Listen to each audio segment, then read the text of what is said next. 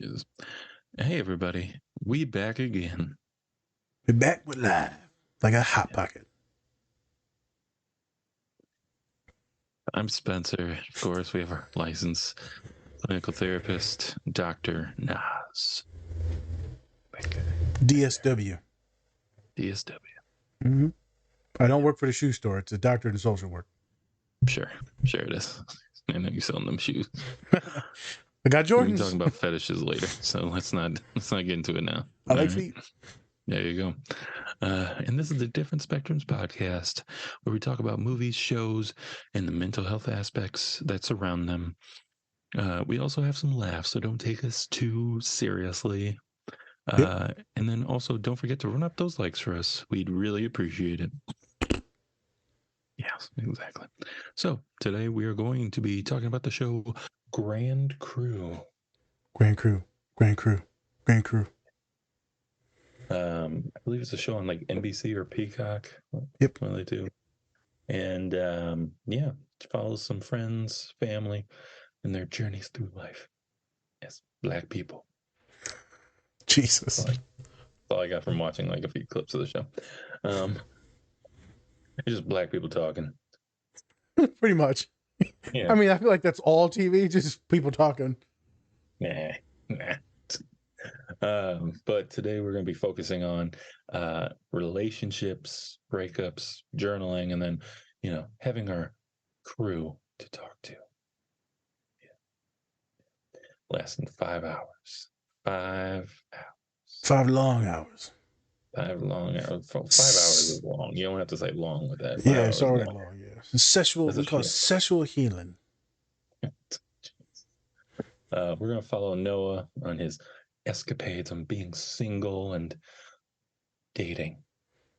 Yeah. On his whole phase. Then we're going to get into, our own personal dating / escapades. I don't know. I'm going to be talking about clients. I ain't talking about my shit. Oh, okay. Wow. All right. Way to open up, jackass. So we're going to be doing that today. Also, don't forget to subscribe, like our videos down below. We'd really appreciate it. We want to get more people looking at us. We want more. Look at me. And then we also have our merch, so go buy some of that. Yes, I just got more in the mail. Before we get, sorry. Oh no, I just got another hoodie and a shirt in the mail today. I left it outside. I should have put it on. Excited to talk about this. It just had its season finale, where everything's like kind of crazy and up in the air.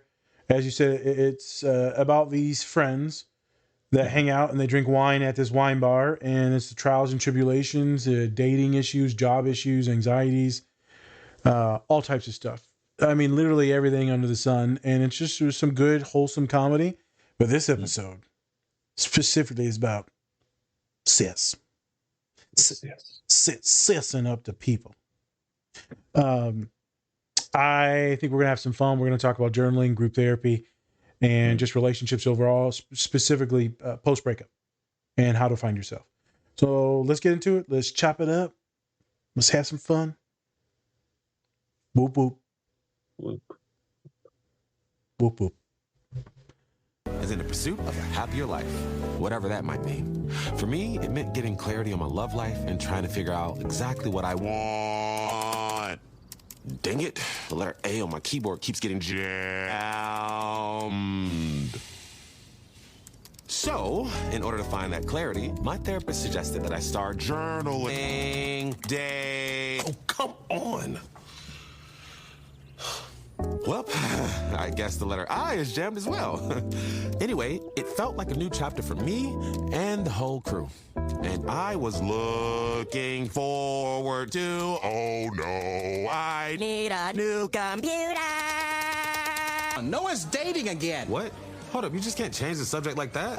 Yes, he can. What's up with you, Noah? You booed up again? I knew you just hopped back into a relationship. You disgust me. Yo, chill out, okay? After everything went down with me and Simone, I obviously needed some time to myself, but yeah, I'm finally searching again. But I'm also cool just to have some adventures along the way. Okay, so you talking about a hoe phase? No, I'm talking about a phase where I search for my person without any expectations and I prioritize my growth. Textbook hoe language. But anyway, I've been journaling daily and I'm doing a lot of reflection, and I even have a third date with someone this week, and I'm just really excited To have sex. No, I'm excited to get to know her. Sexually. No, I mean, I'm not excited to get to know her sexually. You know what I'm gonna call you? Hoa. Please don't. Tahoa. I did not like being called Hoa. What kind of nickname is Hoa anyway? Just swapping out one letter. In any case, I was excited to see what these streets had in store for me. Meanwhile... So, hey, I want to talk to you about something. Absolutely. Is everything okay? Yeah, for sure. So, I've just been getting back out there after my ex-girlfriend's divorce and deportation. Huh? That's not important. But what is important is I've been journaling about my feelings so I don't fall into my old patterns. The old me would rush in and maybe avoid uncomfortable conversations. What's the uncomfortable conversation? I don't know that I can have sex for 5 hours every single time. Oh.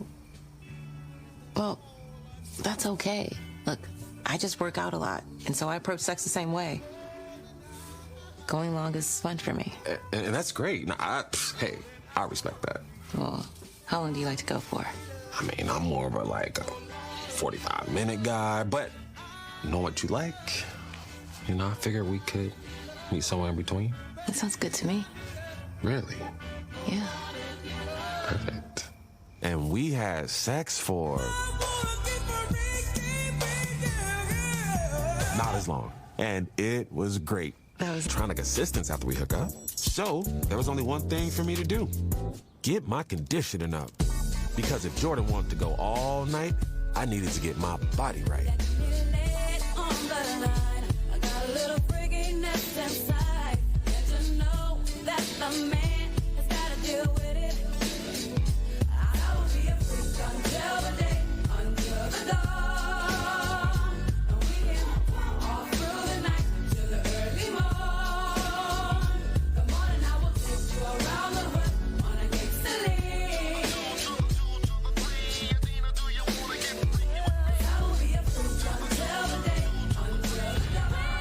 Serious work in the gym, I was ready to go the distance with the Google engineer. Hey, so I wanted to talk to you. About the sex? Oh, I know I asked for shorter sessions, but I am totally prepared to go long again.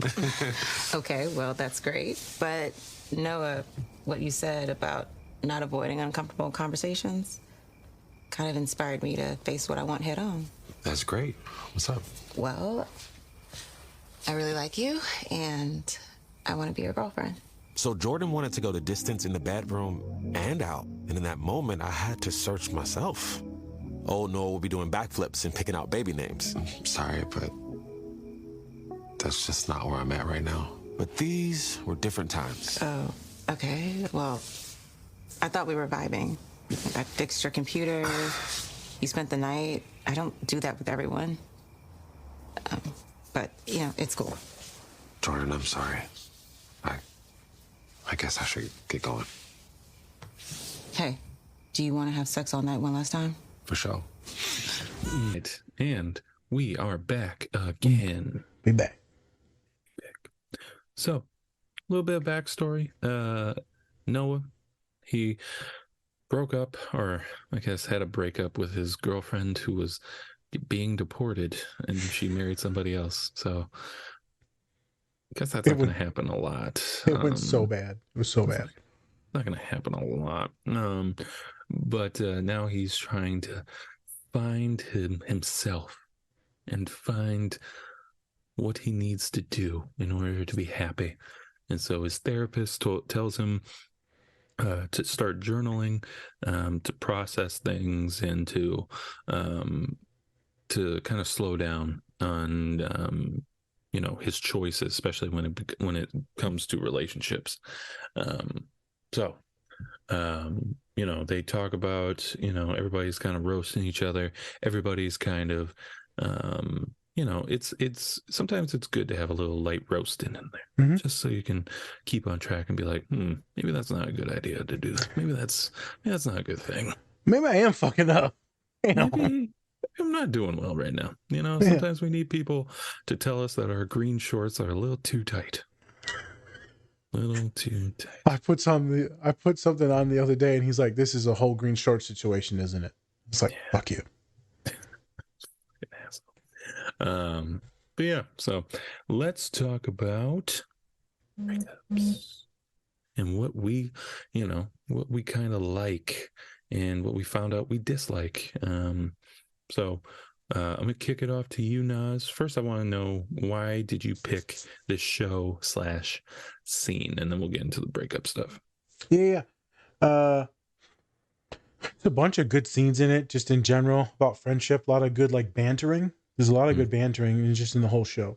They're drinking wine the entire show. Great friends. Noah's Noah has a sister in the scene. They've all been best friends since they were young and in college. Right. It was a good vibe.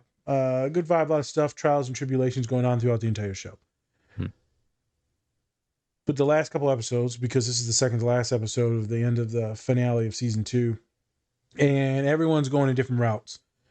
People get new jobs, people breaking up, some are doing long distance, right? His partner is gone. There's a lot of stuff going on. But this specific thing, it starts with him just journaling. Right. I'm like, oh, this is really cool. The funny thing is obviously I work for a university. And so he's got this laptop, it's got stickers all over. I'm like, how old are you, dude? And then he's typing and his keyboard doesn't work. And I feel like that's a college student thing is, you may spilled something on it, there's food on it, there's beer on it, whatever it is, right? And the keyboard's fucking stuck and then you're freaking out. I can see one of my clients being like, fuck this. I tried a journaling, Nas. My computer sucked. Go fuck yourself. I'm like, Jesus. Get a pen and paper, for God's sakes. Yeah. You can write on your freaking cell phone too, bruh. So I thought that was a fun way to kick it off. And then immediately he takes the things to his friends. Mm-hmm. And he's like, I'm just trying to figure my vibe. I'm trying to meet new people. And they're immediately, so you're trying to hoe around. Yeah. No. I'm trying to find out what I like and I don't like. And, so because you're trying to have sex. No, it's not that I don't want to have sex, but I'm not trying to have the sex. And I feel like my college students come to me looking for permission. They're like, nah. So I just broke up after this 3-4 year relationship, and I'm looking to see what's out there. I'm trying to get back on that horse.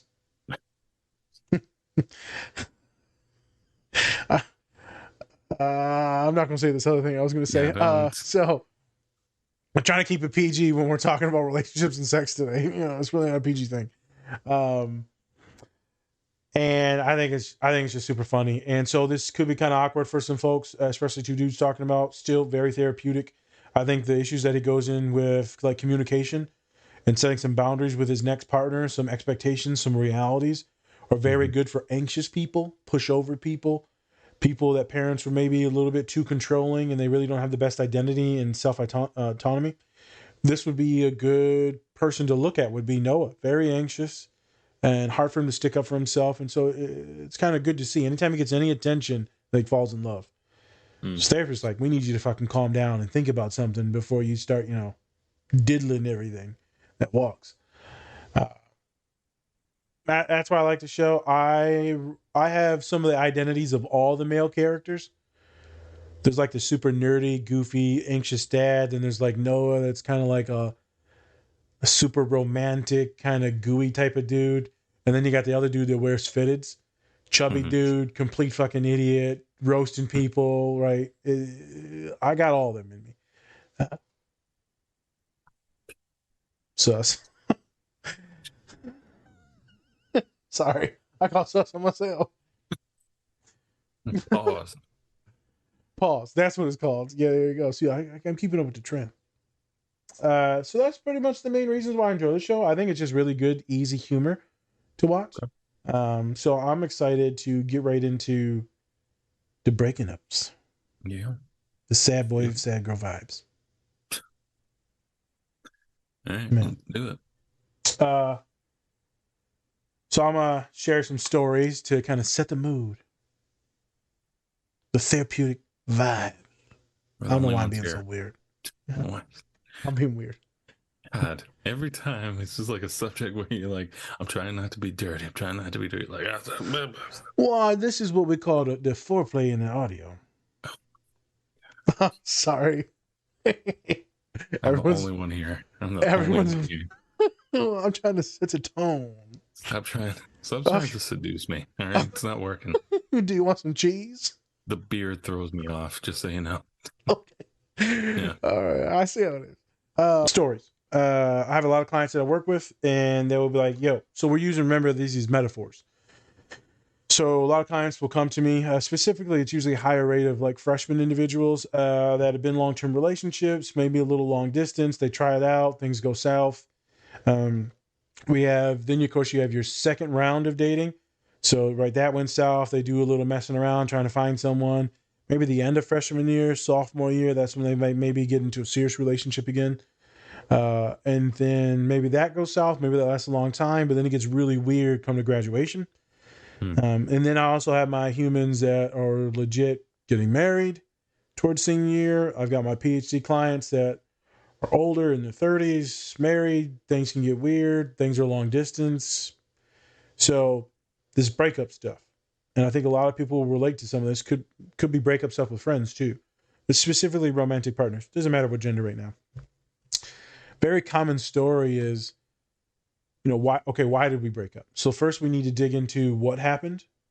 And I don't really give a shit who's to blame, but what legitimately happened? Why did you fall out of love?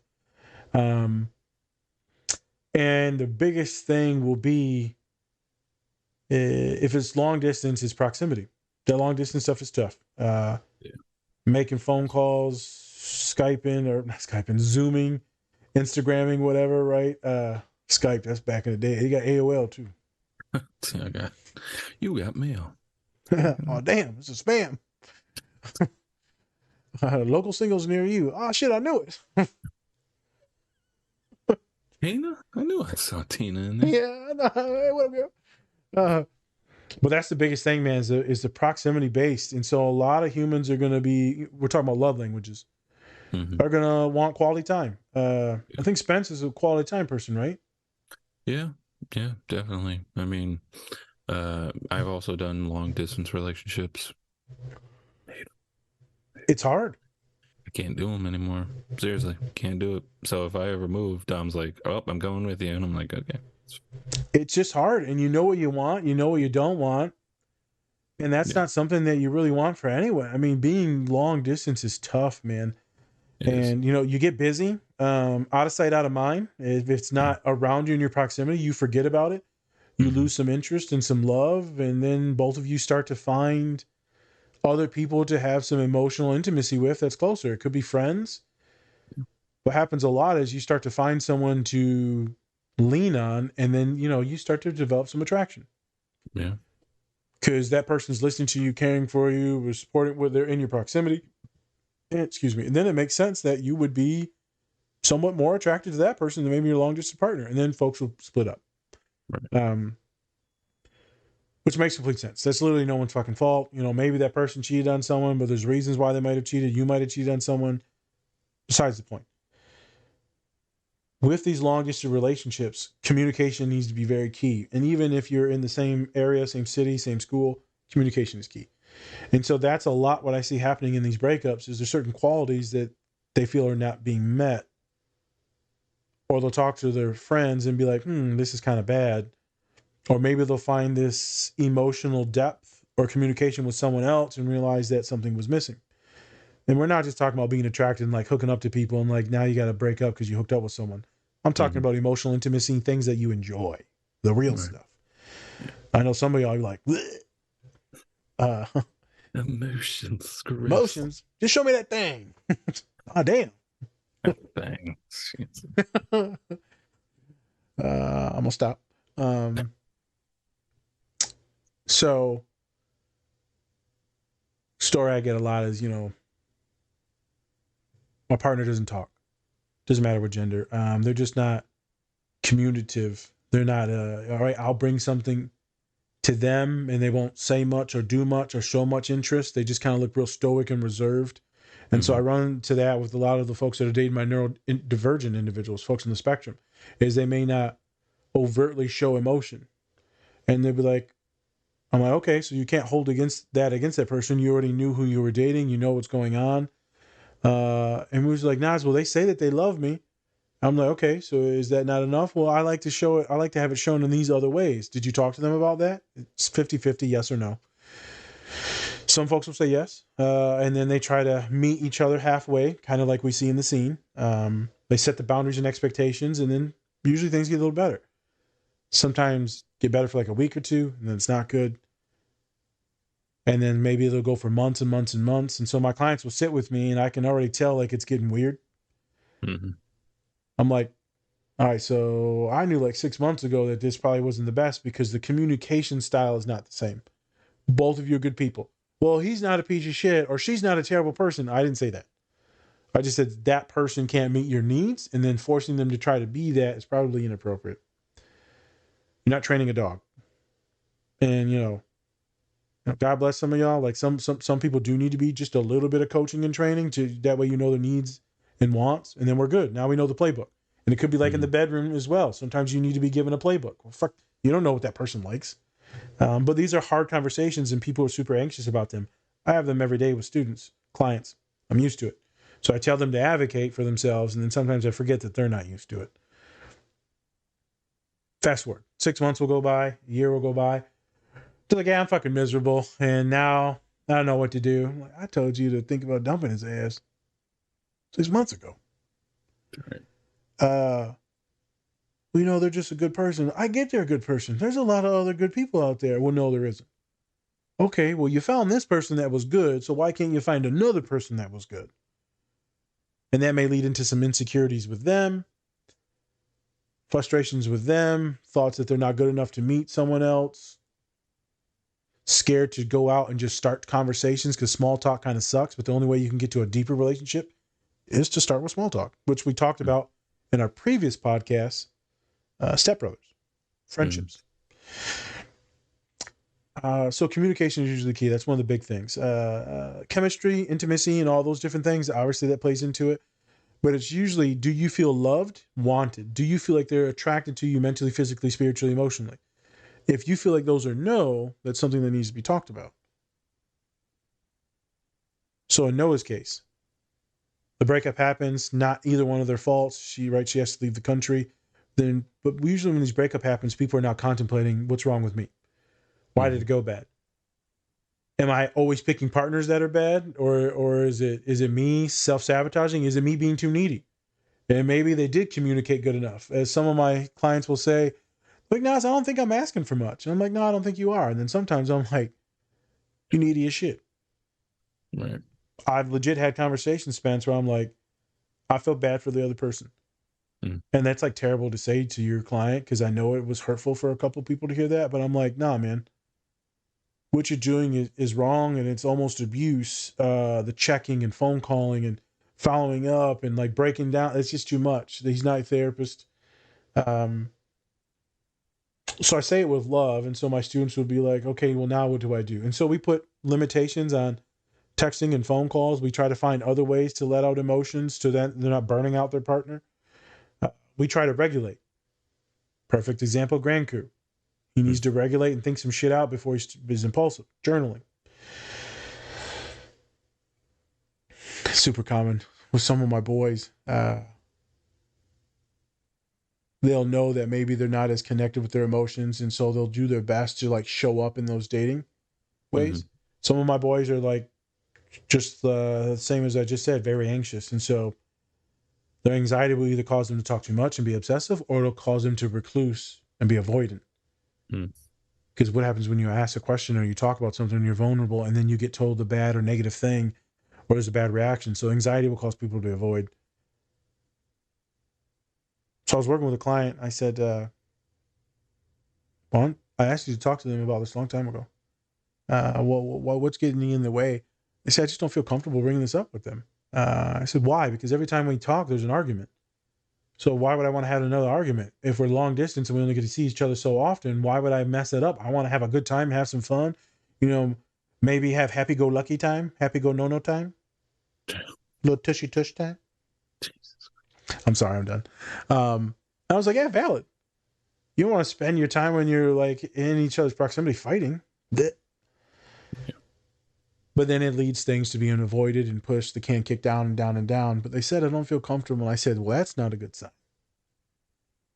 Now, Spence, if you were to be like, I can't talk to my partner about this or that, I'd be like, that's not a good sign. Yeah, totally. I would assume because your partner you should be able to share everything. Yeah, I think you should be able to share everything. And once you start going like, oh, maybe I shouldn't say that with them, because like with me and Dom right now, it's like I pretty much say like whatever comes to my mind, just like whatever, even if it's bad, I'm just still saying it. And I think if it's not even just like her reacting in a negative way, it's more if she was acting just negatively about anything I really said, even if it was like the dumbest shit ever, doesn't matter. It's like if she just reacted in a way where she's not even taking something I say as a joke, which obviously I joke around a lot. And if she's taking it like everything seriously, then that's where like problems start. Because then they're just like, I don't think you're funny anymore. I'm just like, well, bye. See ya. Yeah, well, see, you would be on a different wavelength. And so if you and your partner on a different wavelength, then how can that long-term work? So then it would be up to her or you to have a conversation about it. Mm-hmm. And it'd be up to you to pull back or her to pull back and then to meet somewhere or to get an understanding on what's going on. Mm-hmm. And I know with you two, that's what you do. Right. And if you ever feel weird about having any of those conversations, that's when you should be like, okay, why am I feeling weird? Yeah. Oh, it's because I don't want to have an argument, or it's because I don't want to make them worry. Well, I mean, you should be able to give your partner some of your worries and anxieties, not all, but some. And I think with that, it's kind of like if I'm trying to be PC like I am at work or something like that, then we have a problem because I'm not being myself. I'm cutting myself off, and that's not healthy for me because I'm just like, why am I like, do we need to have a talk about something? Like, what's going on here? Very good point. And so you're talking about always being on guard or walking on eggshells because we all are at work. Everyone that's at work in a professional identity, you've got some guards up, and as do I. And so then if you go home and now you're on guard, how do you relax? Totally. If you're home and on guard because you're walking around and trying to be safe or not stir up anything, or you're just very anxious that they're going to be overwhelmed or mad at you, or that there's going to be something petty, well, that's not good things. Because then where do you recover? Home is now toxic. Work is now toxic. What are you going to do? You just got the gym, or you're just going to go outside and walk around? Fuck, who does that? It's 2023. Yeah. Go outside. Everyone has vitamin D deficiency right now. It's the thing. See, that's the thing. It's like whenever, like with my ex and stuff, I would always tell her like, you know what? I'm just going on a walk. And then she would know like I'm just thinking about shit. Like, and just don't want to talk to you right now. That's how it was because we were just always fighting and shit about every little thing. It fucking sucked. Yep. So if you're fighting about every little thing, that's too much. Yeah. That's too much. And I tell some of my clients, I say, hey, maybe you like fighting because it's fun. And then you get to have that happy-go-lucky time. Mm. And I like to tease clients and say that because some of my clients do get bored and they like to start chaos and shit in their relationship because that's how they get attention, by acting up. Right. And then some of my clients will be like, no. And then some of them be like, okay, maybe. I'm like, yeah, little bastard. Try not to say the F word there. Yeah. So that's the thing that can get in the way. Some of that is ADHD. Some of that is insecurity issues. Some of that's just needing more attention. And then maybe they're not providing it in one certain way. Or maybe that, this will make things hot or spicy. I don't know. So let's dive into, that's some of the reasons on why folks will have issues.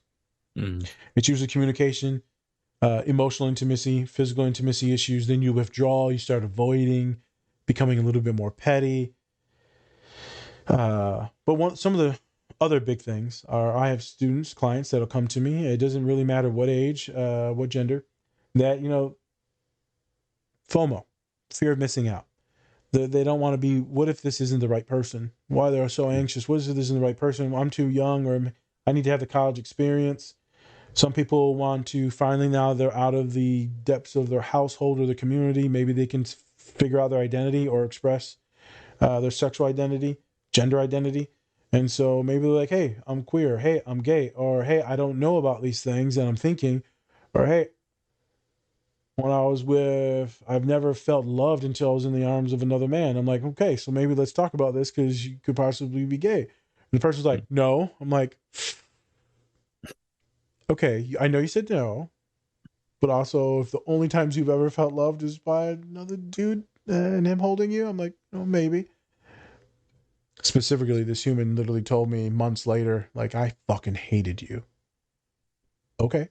I apologize for that. But he's like, I'm glad you were being like pushy with me. Because others will just back down. I'm like, yeah, I'm not fucking scared of you. And another thing to explore with a lot of my neurodivergent individuals is being ace. Being asexual or possibly aromantic. And then that leads into a whole set of things because then they're comparing themselves. FYI, folks, asexuals mean like no physical attraction to really anyone and no need for sex. There's not any stimulation mentally or physically from that or engaging in any of that. And then of course, there's better definitions. Just going from the head here, people. So sorry if I missed something. And there's aromantic, where platonic friends. You don't really need to have a partner. You're good on your own, doing your own thing. A lot of my neurodivergent students and a lot of women I work with, I don't need anyone. A lot of my dudes, I don't need anyone. All right, cool. And so they'll come to me in relationships. This is what usually happens. They'll be in relationships and they'll be like, so, I think I'm ace. I'm like, yeah? How you know? I'm like, I hate being physical with my partner. I don't like physical touch. I'm like, oh, okay. Has it always been like that? Yep. But I really love them and want to stay with them. But then if I don't like do things, then I'm probably going to lose them. So some of my humans will stay in relationships longer than what they should, because they don't want to lose like their best friend and their partner. But I'm like, well, you're kind of like coercing yourself into doing physical stuff. So that's gross. Well, it doesn't happen often, so it's fine. I'm like, kind of feels gross. A little bit. We're getting in some weird waters here. And so what usually happens with my clients that are ace is that their partner will be like, don't worry about it. Like, I'm not worried about being physical with you. Do your own thing. We don't have to do it. And that rarely happens where they don't actually like push for more physical touch and romance. So then it just makes things weird. And with some of my long-term couples, like maybe they'll break up, but now they live together. So then they have to find a new lease or a new house because they've been together for so long. It's like, so it makes things complicated. So they come to me trying to figure out what the fuck's going on. Right. When that's where me and Spence are going to start to talk now.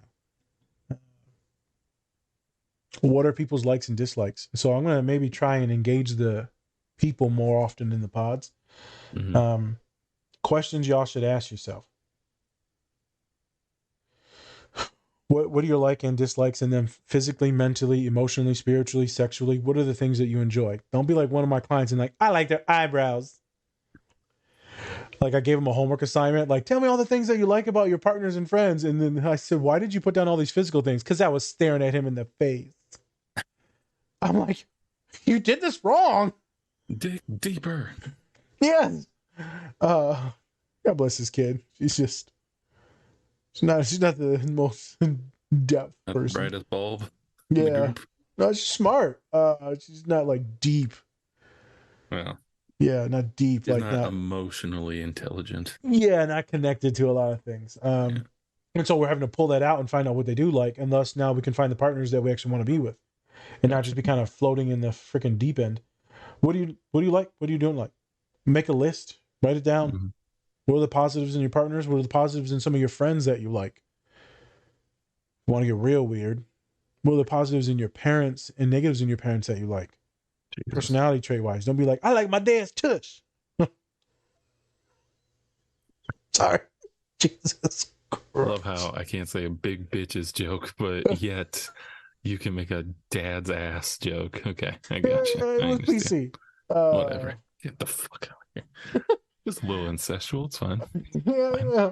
Well, specifically, what do you like about the personality? And then you'll start to find commonalities in them. What did someone say the other day? Partner, parent, right? You just take out one letter and then you got the thing. Oh, I got dyslexia, so I can't fuck spell either. I don't know what this says. I'm trying to tell you. So in that, you might have to start messing around after the breakup. Mm-hmm. So that's what the title of this episode is going to be called, The Whole Phase. Gonna get some more clicks than usual. You're gonna get more clicks on this one, boy, I tell you. So normally we would start doing like talks about our past or whatever. I think we might refrain from that a little bit. Yeah. But specifically, if you're gonna go talk and experiment, the only way to figure out what you like and don't like is to go on some dates. Doesn't mean that you need to be physical with everyone, but you need to go find out what you like and what makes you attracted. For people get queasy, what turns you on?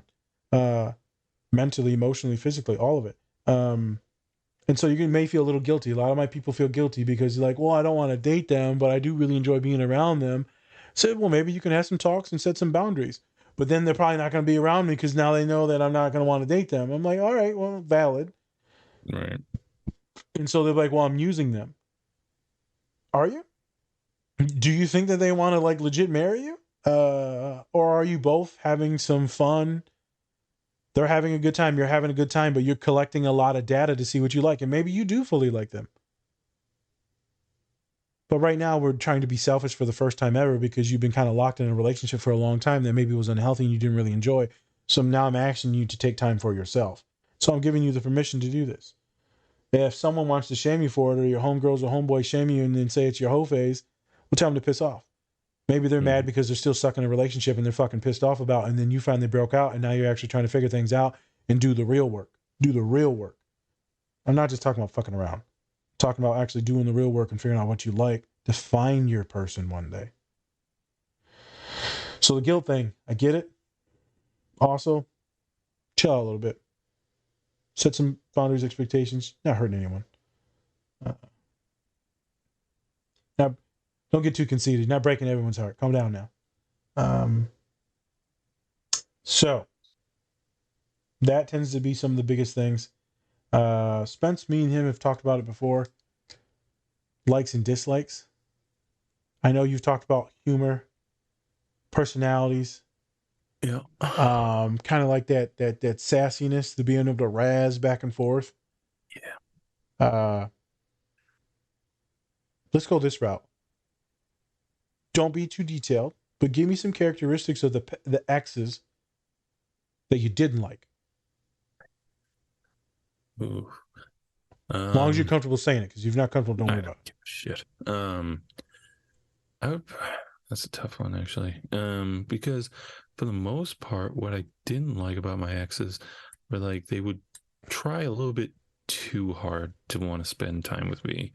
I've mentioned this before. I don't like people who try too hard to get my attention and you know, with my exes, they already have my attention, everything like that. But at the same time, it's like, stop trying to impede on my time all the time, right? Like, I will make time for you as much as I can. But at the same time, I like to, you know, have my own space and make sure, you know, that I am not being overwhelmed by anything. Did it feel like it was way too much? Yeah, felt like it was way too much. And then sometimes it would be like they would try to get me to just not be myself. Sometimes it would be more of like they would just try to get me a lot more outside of my box than I was comfortable with. And I just didn't really vibe with that. And that's the thing, like, I don't really have like I don't have a lot of exes. I mainly have just like, you know, women that I've hooked up with in the past have been Okay. cool with and everything like that. But my long-term relationships I've been in so far, it just kind of felt like um, it was kind of like at first we had personalities that kind of meshed well together.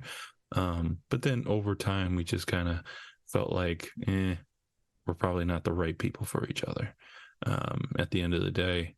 And we really realized that, especially with my last ex, was when, we were not to get, well, we were doing a long distance relationship for like over a year. I thought it was a And while. that was a while.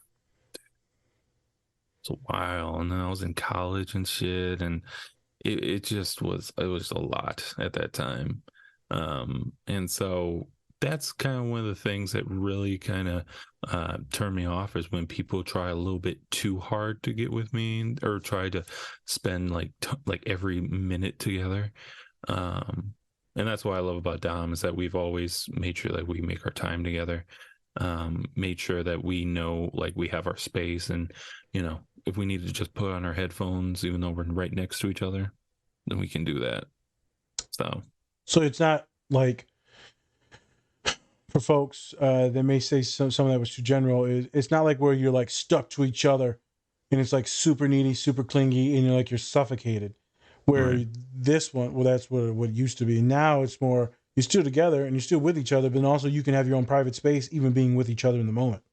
Right. Well, even if it was like texting one another like all the time, like every minute, that shit gets like you run out of shit to say. You I'm really smiling, do. people. Yeah.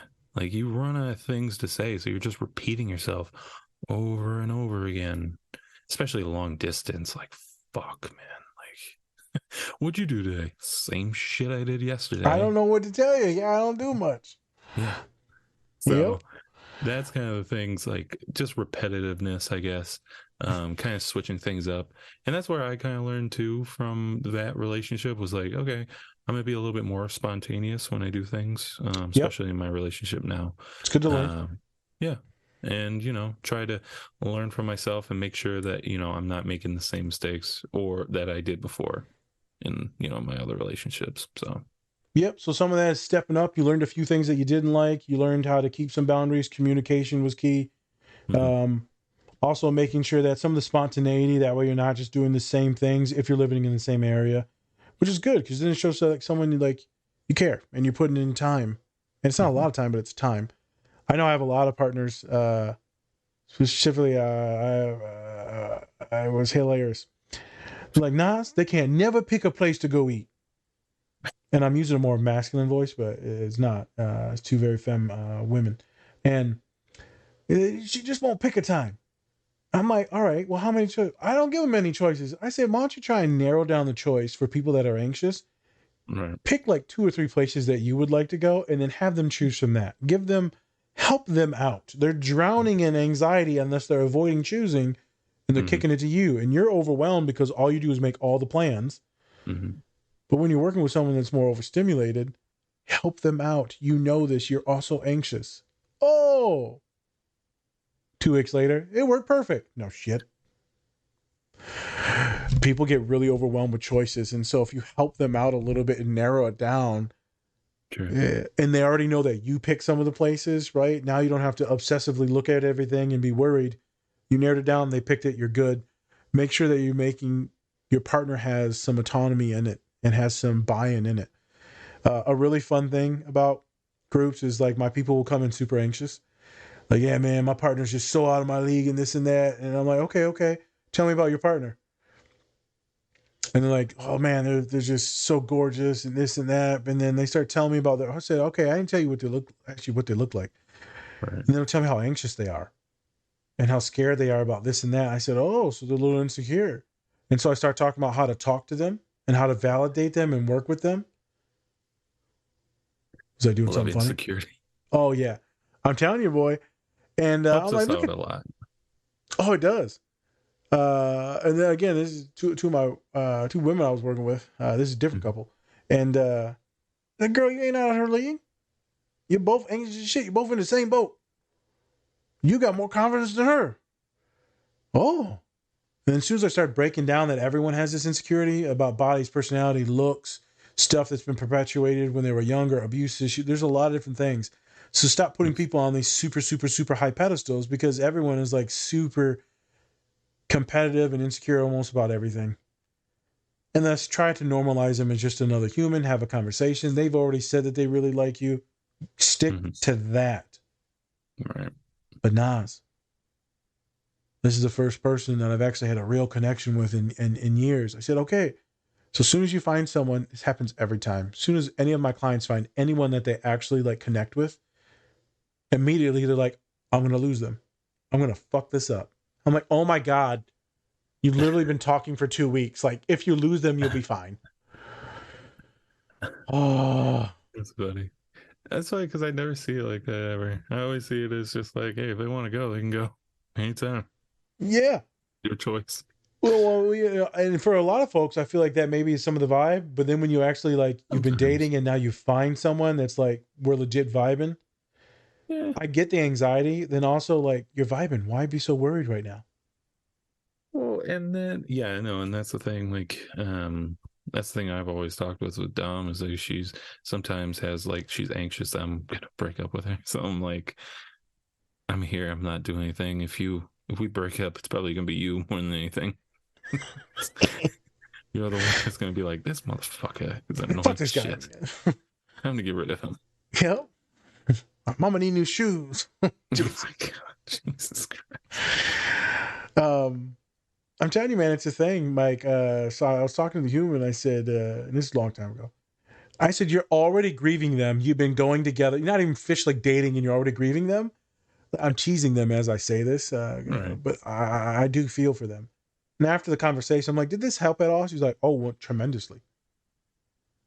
Because now I don't have to worry about me being out of someone's league. And I said, you're already worried about so much. It sounds like they really, really enjoy you. And they're actually spending long hours for you talking, having you sleep over. Like, these are the romantic, cuddly things that you wanted. Mm-hmm. Enjoy them now before you fucking blow it because you're so focused on the future that you're going to lose them. You won't enjoy any of it.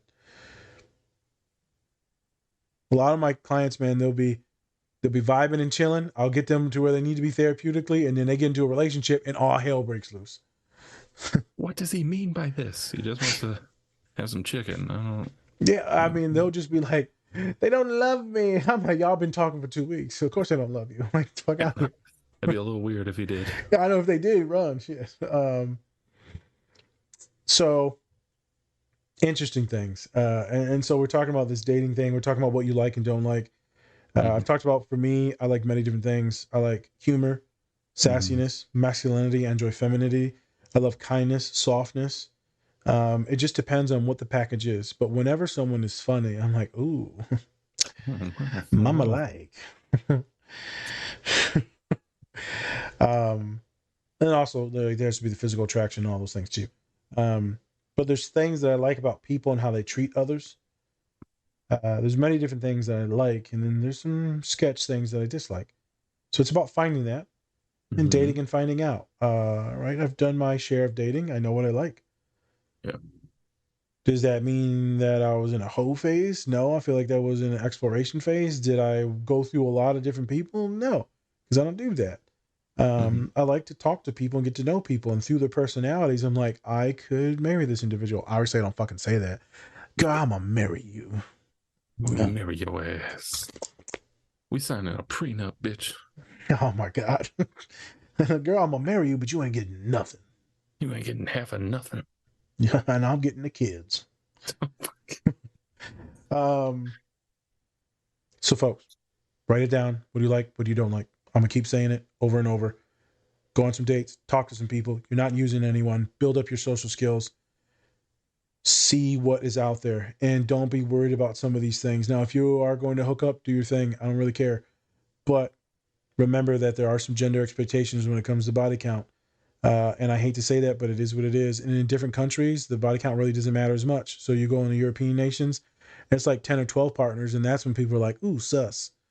Or in America, it's like 3 to 5. I feel like 3 to 5 for women, and dudes would be like gross. Or it's like 7 to 9 for when the dudes are like. I like them older women. I'm just saying it's interesting on the gender expectations on what is considered hodom, what is considered like promiscuous, and then what is it in other countries? Because some other countries, like shit, you can't talk to no one. True. Like you need to be like celibate until you're married. Otherwise, you'll be like ostracized. So I know I'm speaking to a lot of different crowds. Want to talk about one thing. So when I'm working with people that are dating, making friends, and all this stuff, be careful. As me and Spence were talking about, like going over to someone's house to watch a movie or Netflix.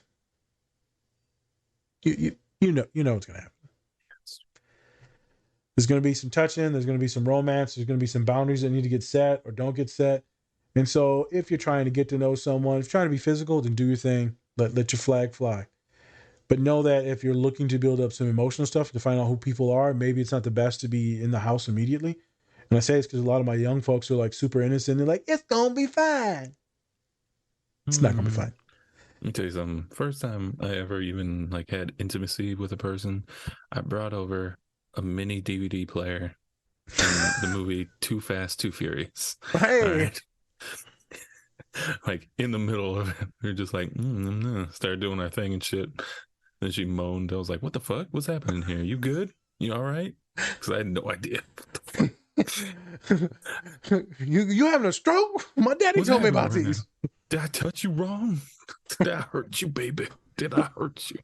I'll turn myself in. So yeah, so let me tell you something. I was doing it back then. That was like 2000 and probably like 7 or 8. There you go. Maybe 9. And bringing over Too Fast, Too Furious on DVD. There you go, man. Woman's house. And it should be stated, like, no one, doesn't matter what gender, should have to worry about those things because everyone should like know to consent and all that. And this isn't just about consent. This is about things just getting too fast, too quick. And so maybe both are consenting, but you didn't want to do all those things because that, you're just supposed to like hang out and chill. Be cautious. Too Fast, Too Furious, boy. I tell you. That's gonna be the new sequel to Too Fast. Too fast, too quick.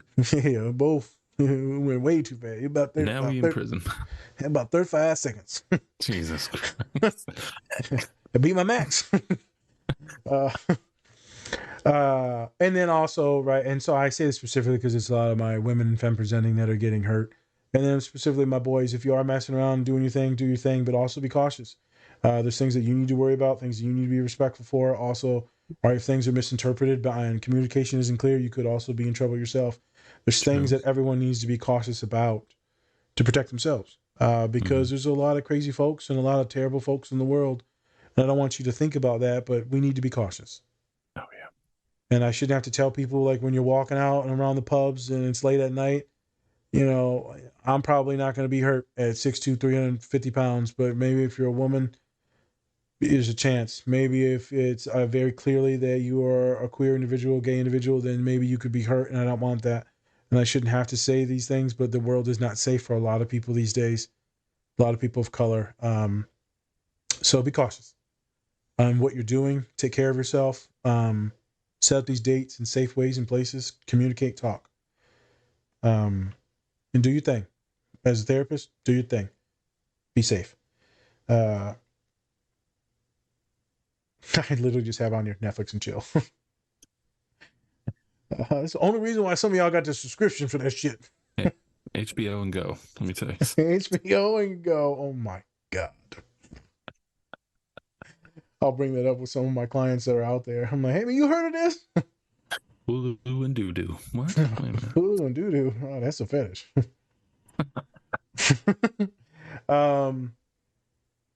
Next thing is there's also, instead of just intimacy or like emotional stuff, trying to figure out what you like about personalities and like characters, then also physical stuff. Do you need to figure out what that means for you? Can you do that without falling in love?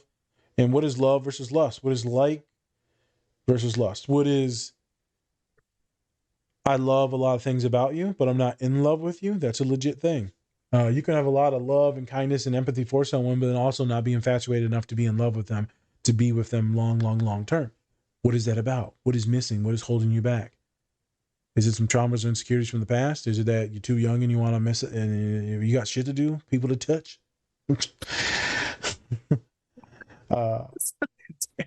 People to touch. You got people to touch.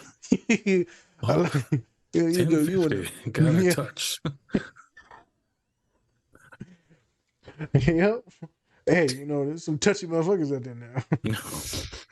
Oh. There certainly are. Yeah.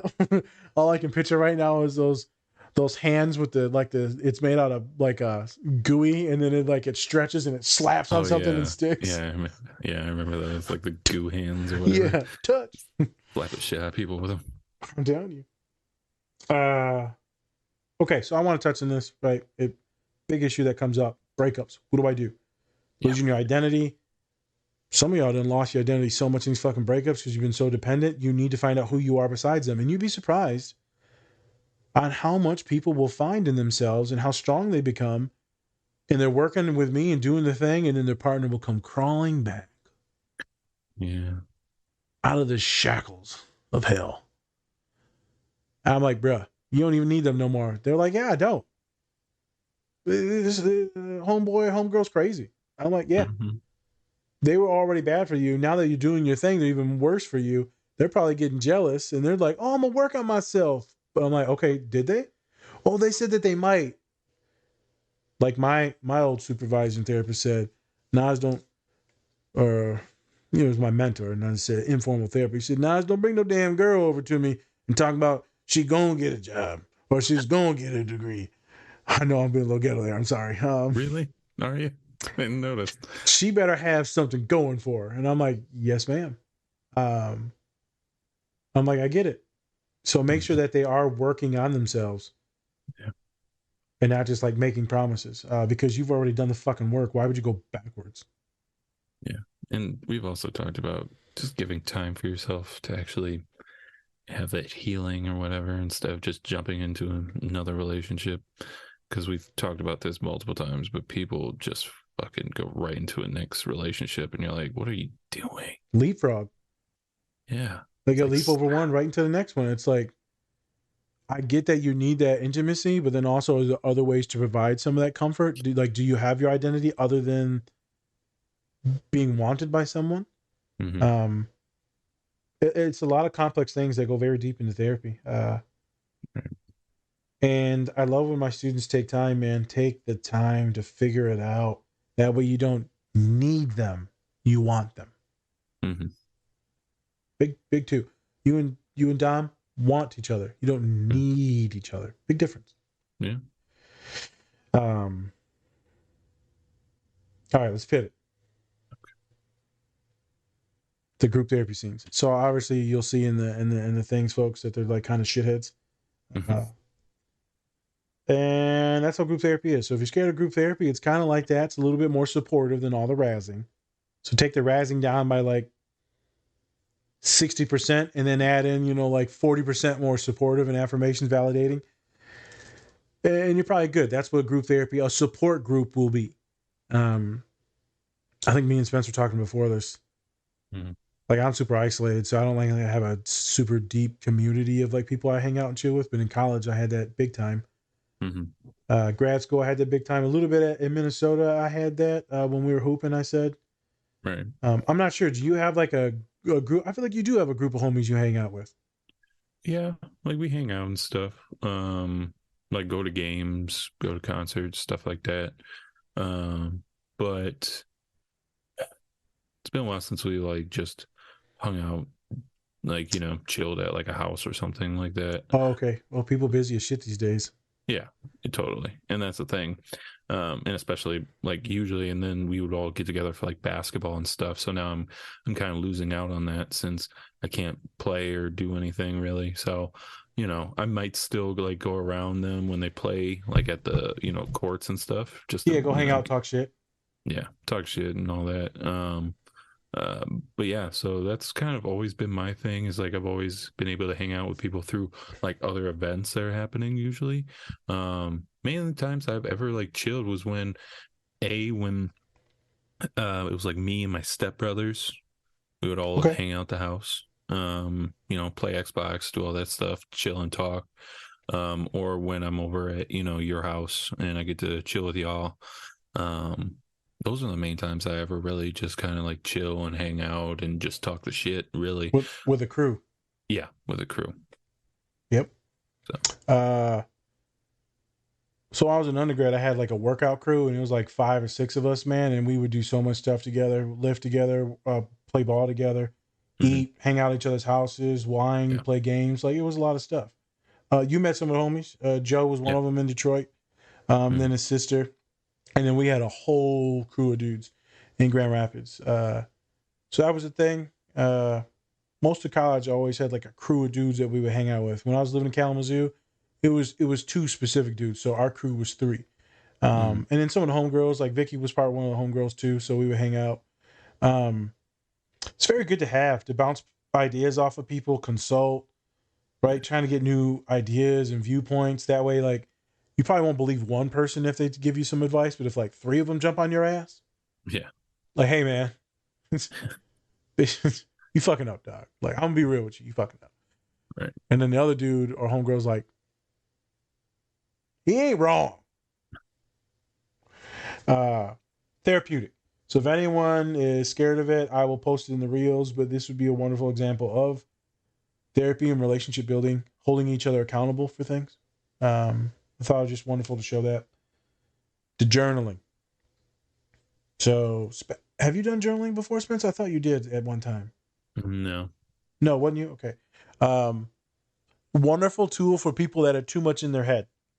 They're intellectualized and shit. They're just in there stewing. And I feel like me and Spence do a lot of stewing. Yeah. But me and you are able to compartmentalize it, kind of strategize on it, work through it, right? Instead of just like spiraling. Right. And we make solid choices. For folks that are a little bit more impulsive, or right, they're just kind of literally locked in their head and zoning out, maladaptive daydreaming, is let's write some stuff down. Let's try to get some of that crazy out of you, because you're like one crazy son of a gun. Yeah. So what he was doing was some narrative therapy, kind of putting his thoughts in his day, processing what he was feeling, thinking, his actions. Perfect. If you want to do a mood journal, throw in your mood in there. So what are the emotions that you're going through, and doing like check-ins, 8 o'clock, noon, 5 o'clock, and then when you go to sleep. There's a lot of good apps. A lot of folks, my clients, will recommend Dailyo. There's WellTrack. There's Tao. There's Breathe to Relax. Like, there's so many of them. And actually, we have it in our link tree now. I have all the mental health apps linked in our link tree. I said mental health. Mental health. Yeah, I know mental health. The dude. It's linked in the link tree. So if you want to go check out some of the maps, I'm not sure what the prices are for some of them. Good majority of them are free. Check them out. There's different types of journal. There's affirmation journals. There's gratitude journals.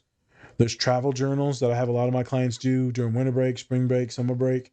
Where you, throughout the week that you're traveling, every day if you want to, brief synopsis, brief overview of what your experience was, what was thinking, what were you going through.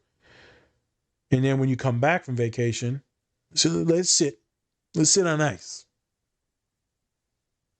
Then you go back to it, and then you'll read it, and you'll make some annotations about how you felt after the trip. What were your thoughts about this place after the trip? And then you can compare the two. It's actually quite wonderful to see, what did you think when you're in the moment, when you had no experience with this thing that you saw? And then what is your thoughts and feelings a couple weeks after? All of it sat in, maybe you have a new perspective. It's actually a cool way to kind of like do a biography of your thoughts and opinions. It's like you're kind of talking to yourself. Gratitude journals. You say 2 to 3 things that you really enjoy about the day, like these French fries was smacking. Someone held the door open for me today. My girlfriend or my partner, my boyfriend, said they loved me and they told me why. I got a good grade today. I got my car washed. I got a haircut. Whatever. I'm grateful for these good things in my life. Very simple. Do that for a couple of weeks to a month. You look back at it and you're like, fuck, there's a lot of good shit that happens. Mm-hmm. Maybe I don't have to kill myself. I'm being sarcastic, but that's legit what some people think. Right. There are affirmation journals where you give yourself affirmations. So that's kind of like on the gooey stuff. I'm like, I'll say affirmations to like students, but like I ain't reading no shit or writing no shit. Like the world is so good and I think I'm positively for the first time in my life and I can do this. I say that, but there's 2 affirmations that go out on our Twitter and Facebook now every day. Right. Whatever. I didn't write them. You know, Hey, it's I for write them. so It's not for us. Yeah, it's for them. Affirmation journal is quite wonderful. There's also one that one of my students created, where you write down any of the positive things that people have said to you. So a lot of folks will get compliments on their looks or shoes or clothing, or the tush. We're not writing any of that. It's just a fun word to say, tush. You want to write down what people said, man, you're just super funny, you're super kind, intelligent, you're a hard worker, like you're supportive, you're a good friend. Write down the positive affirmations they give you about you as a human. Keep it in the back of your book. Well, like, I only get one of those like once a year. Write the shit down. I guarantee you get more than once a year. And then go from there. You'll coagulate a bunch of them in the back. You'll look at it and you'll be like, holy shit. If you're having troubles finding some things that are good about you, ask your close friends. The fuck do you even like about me? Most of my humans, it'll get weird and like they'll start crying and shit. They say, you're just such a good person. Ah. I asked Colin this. Guess what he said? I wonder. He's like, I don't know. Yeah, I mean, I don't really even like you, so. You bitch. You bitch. Hey, that's as close as opening up as you're going to get. So. I'm telling you. I told him, I said, yeah, man, it's the most we've talked in months. He said, I don't even like you. Yeah, that's fair. See, he's mean and it's quick and it's sharp and it's at the most opportune times. He knows. He knows. He knows. Piece of shit. When I'm most vulnerable. I'm like, you know I love you, man. Yeah? Good response. All right. Moving on. Jesus Christ. Moving on. When I let you pee on me.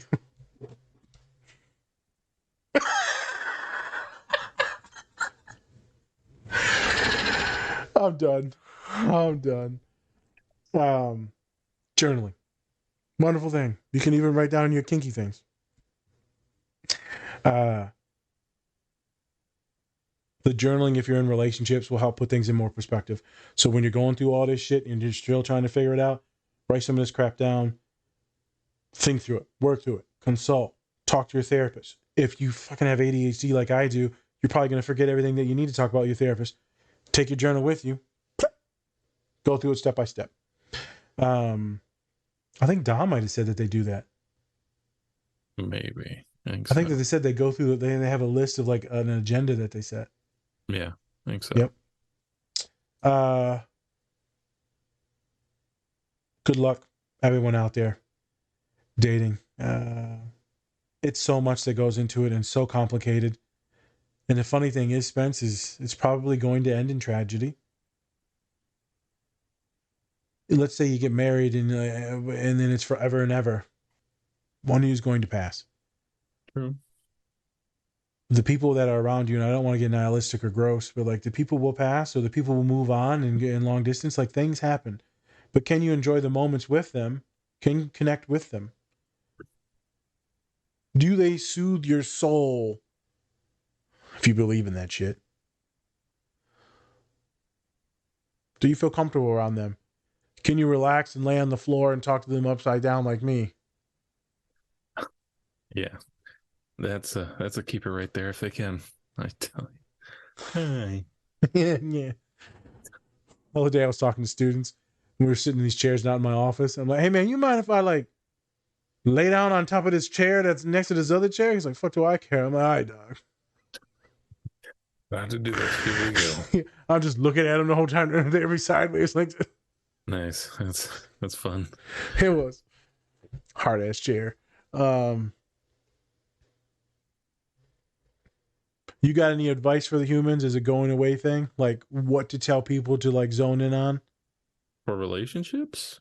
I Yeah. mean, Trying to figure out what they want, what they don't want, how to move forward. yeah, I would say that when you're trying to figure out what you really want from somebody, always try to always try to just be the weirdest you that you can be, honestly. Because then, if you can do that in front of them and they don't care, or they kind of go with the bit, I guess, then honestly, you probably found somebody that you can really be with for a while. You know, um, like me and Preach. Dom, like we have these things where we just kind of like we just make like these noises and shit to each other. Yeah, it's like beep, beep, boop. Okay, all right, not gonna say what we aren't, but like, you know, things like that. I think be the weirdest you can, but then also if you're annoyed with something, just don't stick with it. Like, don't either tell that person if you're in a long-term relationship, tell that person, or if it's like something that's new, you don't have to be with that person. Like, you really don't.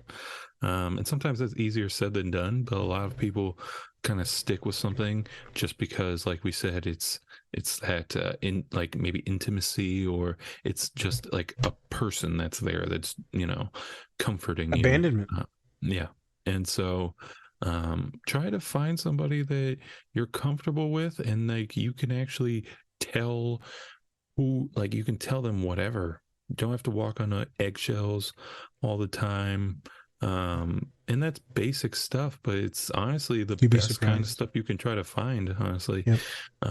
Because all this shit is basic at some point. I mean, it's all basic shit. You're just trying to find a person in a sea of people that you can be with for a while. And if you're not, that's fine. But you know, It's fine. oh, and always, you know, especially for, you know, anybody, just always make sure, like, you know, before you're talking to anybody, really feel them out. Because some people have a thing of like, once they hit a certain point or timeline in a relationship, they kind of switch it up and change who they are. And so, really being patient and taking your time. And if, you know, that other person's kind of pushing you to do things that you don't want to do, then that's probably a good sign that you shouldn't be with them at all. Like if anybody tried to tell me how I should be acting or something like that, I'll be like, I'm sorry, who are you? Yeah. What? But yeah, so that's kind of my advice, is just be yourself and make sure that nobody's making you do things that you don't want to do. Yeah. Valid is what we were talking about earlier with a lot of my neurodivergent clients. They'll kind of go with the status quo. My folks that are ace, you know, it's the thing. You may do certain things because you want to have a partner. They realize there's a lot of people out there that are like you, and know that you don't have to be alone. There will be other people that don't need that high of volume and need for physical touch and intimacy. Right. Know that you can find other humans, that you do not have to, what my clients say, die alone. It's not a thing. Right. And you will find people that you're attracted to, or people that you just want to be friends with. You will find your people. And then, but they always say, well, I'm just going to end up dying with all my dogs. I said, you love your dogs. Yeah. And you love your friends. But I want a partner. Okay, well, then we will continue to find one. Yeah. We know that the last one wanted a little bit too much. Not a lot, but too much. And thus it wasn't good. And you stuck up for yourself. Something that people don't get is like there are billions of people in this world.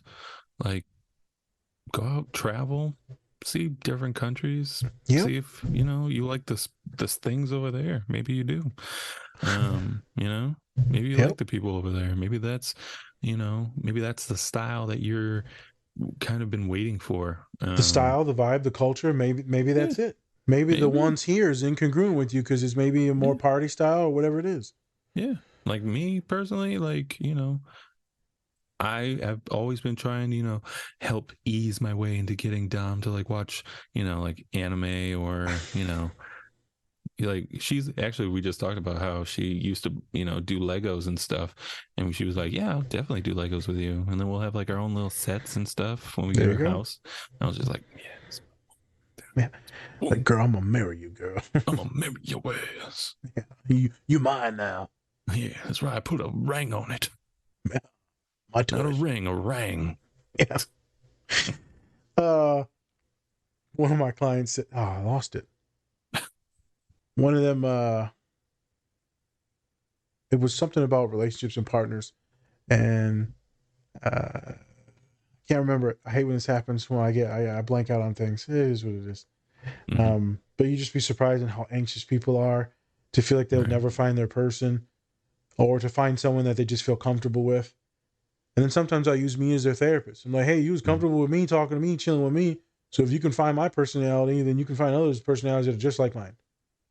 That's the thing. It's like once you find like a certain personality that you've been like really kind of attracted to, not even just like for Just vibe with. relationship wise, but for like if you have a vibe with somebody, you are always picking those people, and to stay away from those that might have like a other agenda for themselves and then for you. Like for me, I'm not particularly, especially with the relationships, I'm not into like control or anything like that. Like I don't want them controlling me, and I'm also not going to control you. We're going to do our own thing. We're not going to try to make each other just do everything. But at the same time, we also make sure like we have some type of structure around us so that we can, make sure what we do and don't like and stuff like that. Correct. There's a format to this. Yeah. There's a format to this, man. There's steps to this, and a lot of folks have to get out of their own way and start reaching out and finding things, and don't go back just to comfortability, because that's probably what kept you in the prison of the relationship. True. So if you need to work with a therapist, talk it out, work through relationships. After a breakup, get a therapist and work on your stuff. There was the last scene where homeboy just goes to the gym, and a lot of dudes will just go to the gym and they'll try and get their revenge bod. Okay, yeah, cool. But also maybe there's some things you need to talk out and think out. And specifically those that get into their next relationship, to make sure that you don't self-sabotage that shit. Get you a therapist. That way we can make sure that you're making the correct choices at the correct times. Because we don't have the answers, but we can help to make sure that you make better choices than what you would have made. I'll leave it like this. I had one client. I said, yeah, man, you need to talk to him about this, this, and this. She come back next week. I broke up with him. What? We did not talk about this at all. Like, she's like, well, I thought because we couldn't communicate that well. I said, girl, you were supposed to talk about how you wanted to communicate. She's like, well, I figured I just need to break up with him. No, you have to talk first. Still together, very happy, awesome young man, awesome young woman. But I'm like, girl, where did you get? I not said I should break up. When did I say that shit? Tell me, put it on a transcript. Timestamp that shit. It was hilarious. They're like, what should I do? Test his ass right now. Okay. Here we go. My bad. Didn't mean to do that. I fucked up. I need you back in my life. I need you back. All right, folks. Have no idea on how long this one took, but I felt like it went a while. But like, this is a pretty common issue that every single person deals with: is breakups and loss, grief, anxiety, guilt, shame, experimentation, identifying who you are. A lot of shit. Very common. We've touched on some of this stuff before, but not specifically in depth as this one, and with some specific case studies. So hopefully everyone enjoyed it. Let us know what's worked for you, what's going on for you. You can hit us up on YouTube, or you can drop it in the Spotify question that I have. But yeah, I'm done. All right. Thank you everybody for watching. Make sure to like our video down below, subscribe, share, do all that stuff. Also visit our website. We just edited it with help. Professional help. Yeah, it's professional help. We'll leave it at that. Some would say robotic. Someone call it Al. Al. AI. It's close enough. You're an idiot. You're an idiot. I'm dyslexic. I don't know letters. Shut the fuck up. Oh, because you can read. You smarter than me, huh, motherfucker? I told that to a student the other day. I said, don't get too big headed now. I get like you know, you're grown and shit, but like, don't think just because you know how to spell words and shit, you better than me. And she was like, what the fuck is going on? What are you talking about? We were just talking about pies. Yeah, go fuck yourself. Jesus Christ. Yeah, fuck you and your spelling. Yeah. Ain't shit. I said, I think I'm putting my trauma on you. I'm sorry. My bad. But he'll know that DR in front of his fucking name. He'll know that. I know that one. Yeah, you'll know that. They call me Durnaz. They've been calling you that since fucking middle school. So, all right. And scene. Yes. And that is all for today. Buy our merch. This is the Different Spectrums podcast. I'm Spencer. That's Nas. Bye. Much love, peeps.